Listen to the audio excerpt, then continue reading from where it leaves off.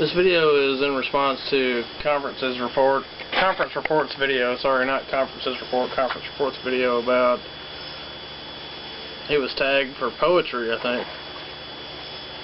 And in the video that he shot, he mentioned a poem that he wrote for his wife. It was his fiance at the time, I believe. And I've had a bit of beer right now, so I don't think he actually quoted the poem in the video. I hope he does, because it's probably a pretty good poem. Anyways, what I wanted to talk about tonight was poetry in general, and just raised the question of what constitutes good poetry and what constitutes bad poetry. Because I'll tell you, conference report also mentioned in his video in regards to poetry that we all do it, we all write poems, and I don't know, I can't speak for everyone, but I certainly have written many poems, many poems, you know, during my 30 years on this planet. I guess I learned to read when I was about 2. I learned to write when I was, you know, I knew how to write the alphabet pretty much by kindergarten age, I guess, and ever since then I've been, you know, at various times writing poems and stuff. I don't know if that's like a thing everyone does strictly, or just some people do. Anyways, I'm sounding like Ricky from Trailer Park Boys right now. I need to stop this line of thought and start on a fresh new one. Anyways, the thing that conference report said that I guess struck my attention, or that got my attention, was that everybody writes poems. Or his assertion that everybody writes poems. And I guess it's true for me anyway. I've written poems since I was, like I said, as long as I can remember. But specifically, I guess around the time I was around 14 or 15, I was born in 1980. I guess when I was 14 or 15 was 1994 or 1995, that area. And I guess when I was 14, I got my first CD player. And the thing is, like most CDs, the compact discs that come in a package, they have usually like the most basic level ones. I mean, some of them have cool little art things like that you hold one way, they look one way. Anyways, most of them are like a gray. It's like a dark gray plastic thing where you pop the CD in. It's like a round circle cut into a square about this long, this big. And you pop the CD right down on there and stick it down with your hands, and then you close the lid on it, and your CD is protected. The thing is, if you open a CD case like this is the bottom, you open it up, and you flip this all the way over, like back this way where it's hanging out this way, this little gray area right here, unless it's clear or something, you can with a little bit of effort, you can pop that out, and you can pull it out. You should take the disc out first, but anyways, you take the tray, I guess the disc tray out. There's an area there. When I was, I don't know, 14, 15, I got into the habit of, I would write these, like, you know, incredibly sappy love poems to, you know, I guess whichever girl at my school I had the biggest crush on that week. And I would fold them up, like a piece of notebook paper, fold them up, slide them under that tray in the CD case, and I would pop it down, just like that, and you never see it. There was like if you take the CD, like there's a CD right here. If you look at it just like this, if you look carefully, you could see like notebook lines going across there in the hole in the middle where you pop the CD down. I'm sorry if this doesn't make any sense at all. All I'm trying to say is that as an adolescent, I wrote many poems, many poems.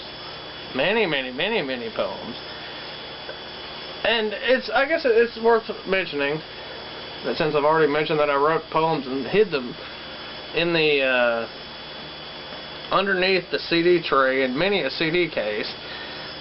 Seriously, I mean, I really would. You could come back later, you know, to the Ice Cube CD, and open it up and crack it open the right way, which you would normally never do. But unless you knew there was something under the tray, crack it up, and it's, you know, a love poem here. But whatever.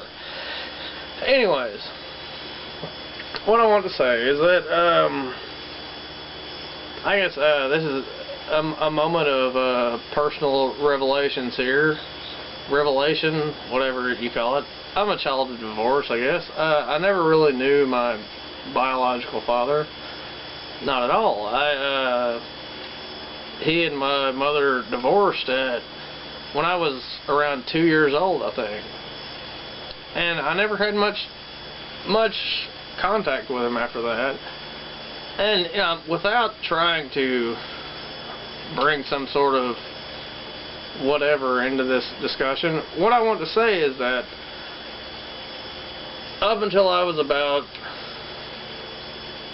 18, really, up until, I mean, a lot of the times during my early teens, I would write little poems like that, and I would stick them in CD cases where nobody else could ever see them. I would stick them right in there, and many times, you know, years later, I would come back and look at them. But as far as I know, nobody ever saw any of those poems that I wrote and stuck in the CD cases, I mean. And, anyways, like I said, I never really knew my biological father that well, or at all. And he died recently. He died within the past 2 years. Just one night, he didn't wake up the next morning. Was nothing really wrong with him, I don't guess. Really have no idea. Anyways, there was a tragedy in my life, I guess. It was my older half sister by a previous marriage was killed in sort of a violent setting. I'm not going to go into details here because it doesn't matter. Anyways, what I'm trying to say is that I didn't have much contact with my biological father for a while, but all this time that I didn't have contact with him, I was writing these little, cheesy ass type little poems about, you know, some girl I had a crush on or whatever, and I was sticking them into CD cases. Anyways, my half sister was killed when I was maybe 21. I'm 30 now. This was back in, I guess, 2001 or so, 2001. And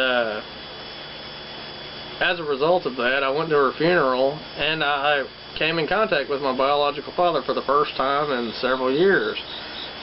And, you know, after following the funeral and everything like that, I went back and I visited him a couple times after that. And during one of those visits, he showed me some things. He showed me some poems that he had written. And it was weird. It was really strange for me because, you know, I just always had this sort of, you know, uncontrollable urge to write poetry, or what I considered to be poetry, and then, you know, on a piece of notebook paper and hide it under a CD tray and a CD case and a CD that nobody's going to listen to. And anyways, it was weird because I had never really had any contact with my biological father, but after I had some contact with him, I found out that he did pretty much the same thing. He wrote poems, you know, and really the only thing you could say about his poems is that they rhymed. And they were just, but other than that, they were just like mine. My poems that I wrote to him, it's like, I'm going to go back, I'm within about 45 seconds of my video being up. What constitutes good poetry and what constitutes bad poetry?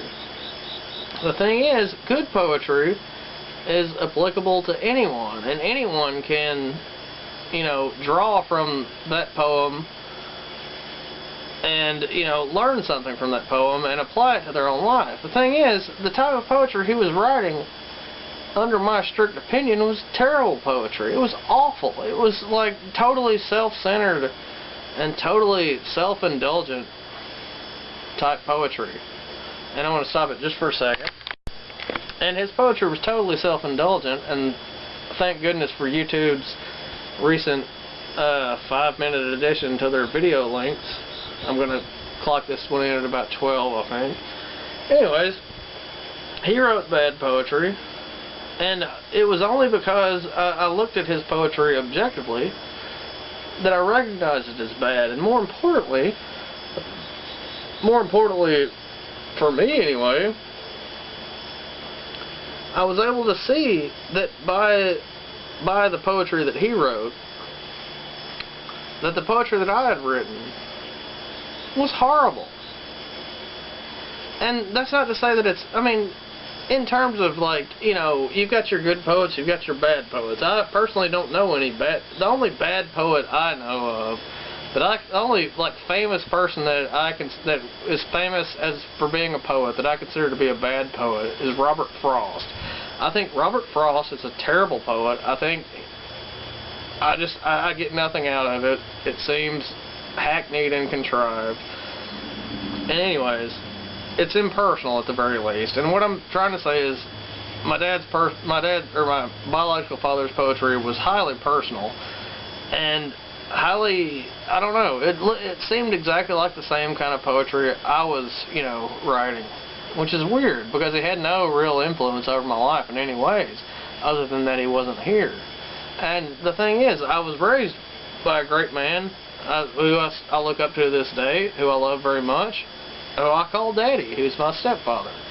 And that's as much as I need to say about that. He doesn't write poetry, but at the same time, I don't know, but I did. And it's something to do with genetics or whatever. And anyways, what I'm trying to say is that my biological father wrote poetry, and looking on it objectively, it was horrible. It was terrible poetry. It was awful. Just awful. Self-indulgent, totally selfish, self-centered, not seeing anything beyond your own nose sort of poetry. And when I saw it, this happened after my half-sister, which was his daughter. After my half-sister died, I saw this poetry. I actually wrote a poem about her, or a couple maybe. But when I saw his horribly self-centered poetry, it made me realize that the poetry I had written up until that point was also horribly self-centered and self-indulgent, and pretty much feeling sorry for myself, sort of a thing. And that's the thing, I mean, you can't, that's not poetry. I don't think that's poetry.